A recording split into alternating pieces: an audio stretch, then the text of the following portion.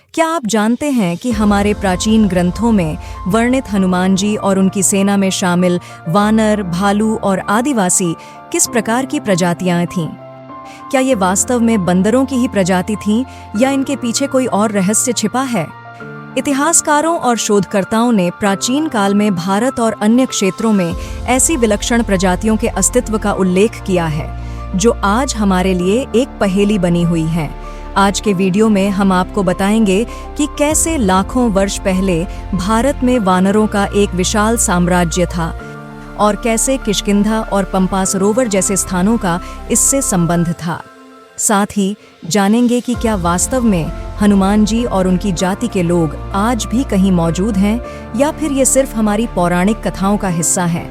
तो अगर आप भी इस तरह के अनोखे और रहस्यमय तथ्यों में रुचि रखते हैं तो हमारे चैनल को सब्सक्राइब करना न भूलें और बेल आइकॉन को दबाएं।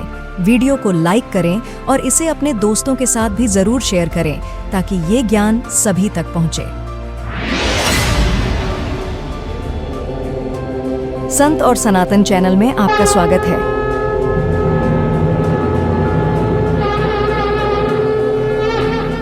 जब भगवान राम को 14 वर्षों का वनवास मिला, तब उन्होंने इस अवधि में देश के सभी वनवासियों को संगठित और शिक्षित करने का कार्य किया। भगवान राम की सेना में आदिवासी, भीड़, वानर, भालू और गिद्ध सभी शामिल थे। यह ध्यान देने योग्य है कि ओरांव आदिवासियों द्वारा बोली जाने वाली कुरुख भाषा में टिग्गा एक गोत्र है, जिसका अर्थ वानर होता है।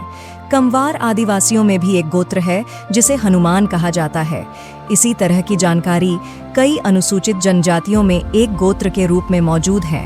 प्राचीन काल की जातियों के बारे में यह पता चलता है कि बहुत प्राचीन समय में लोग मुख्य रूप से हिमालय के आसपास निवास करते थे। वेदों और महाभारत के अध्ययन से पता चलता है कि आदिकाल में प्रमुख जातियां थीं देव, दैत्य, दानव, राक्षस, यक्ष, गंधर्व, भल्ल, वसु, अप्सराएं, पिशाच, सिद्ध, मरुदगण, किन्नर, चारण, भाट, किरात, रीछ, नाग, विद्याधर, मानव, वानर आदि।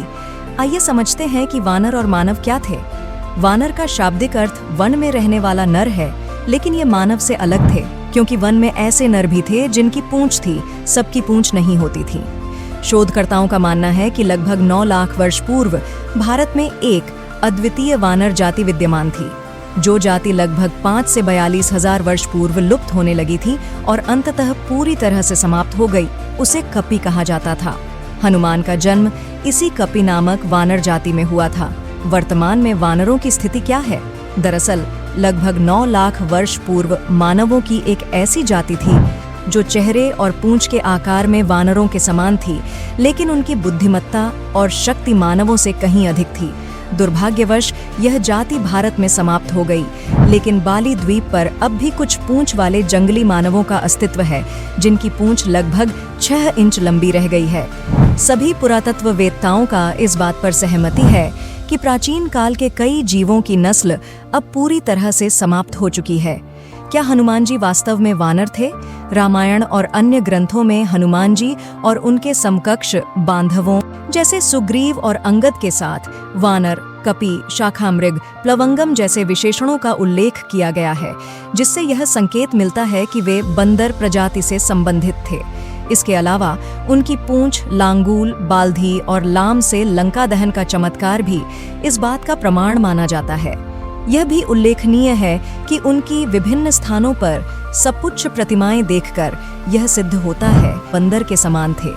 रामायण में वाल्मीकि जी ने उन्हें एक विशिष्ट पंडित, राजनीति में कुशल और वीरता के प्रतीक के रूप में प्रस्तुत किया है।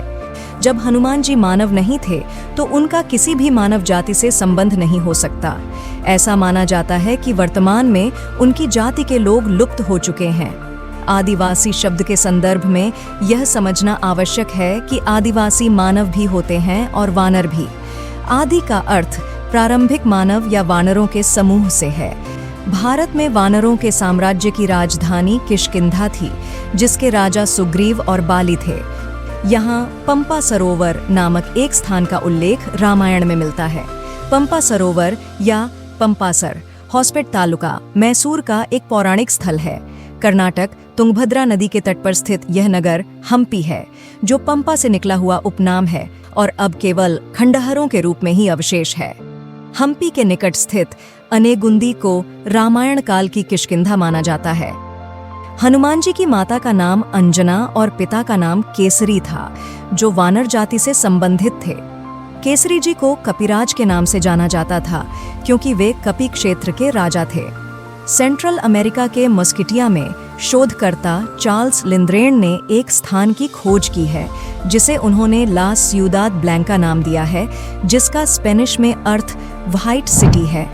यहाँ के स्थानीय लोग बंदरों की मूर्तियों की पूजा करते हैं कि यह वही खोई हुई जगह है जहाँ कभी हनुमान का साम्राज्य था। कुछ अंश निएंडरथल प्रजाति से मिलते जुलते हैं। इसके डीएनए परीक्षण से यह स्पष्ट हुआ है कि यह निएंडरथल प्रजाति और आधुनिक मानव प्रजाति से भिन्न है, लेकिन इसमें दोनों की विशेषताएं शामिल हैं। इस अमेरिकी खोजकर्ता ने लिम्बर्ग की खोज के आधार पर गुमशुदा lost city of monkey God की तलाश शुरू की।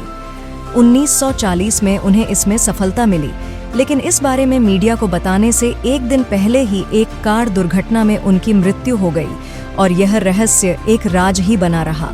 आदिम जातियों को ने शोध किया। पृथ्वी के आदिम युग में 4 मानव प्रजातियों का अस्तित्व था, जबकि आधुनिक मानव का पता तब तक नहीं चला था। यूरोप में पाए गए इन अवशेषों को निएंडरथल के नाम से जाना जाता है कि एशिया में रहने वाले प्राचीन मानवों को डेनिसोवांस कहा जाता है। एक अन्य प्रजाति जो इंडोनेशिया में मिली, उसे हॉबिट के नाम से जाना जाता है। इसके अलावा एक रहस्यमय चौथा समूह भी था जो यूरोप और एशिया में निवास करता था और इसे डेनिसोवांस का संकर समूह माना जाता था। इसका पूरा विवरण अमेरिकी फिजिकल एंथ्रोपोलॉजी जर्नल में प्रकाशित हुआ है। तो दोस्तों, इस वीडियो में हमने जाना कि हनुमान जी, उनके वानर और आदिवासी साथियों का इतिहास कितना रोचक और रहस्यमय है। पौराणिक कथाओं और आधुनिक शोधों के जरिए इन गूढ़ तथ्यों को समझने की यह एक छोटी सी कोशिश थी। अगर आपको ये जानकारी पसंद आई हो और आप ऐसे ही अद्भुत और ज्ञानवर्धक तथ्यों को जानना चाहते हैं, तो हमारे चैनल को सब्सक्राइब करना न भूलें। धन्यवाद सनातनियों। इस वीडियो को लाइक और शेयर करें ताकि हमारी विरासत की ये कहानियाँ हर सनातनी तक पहुँचें और नई पीढ़ियों को प्रेरित करें। आपका यह सहयोग ही हमारे प्रयास को आगे बढ़ाएगा। मिलते हैं अगले वीडियो में। जय श्री राम, जय मातृभूमि।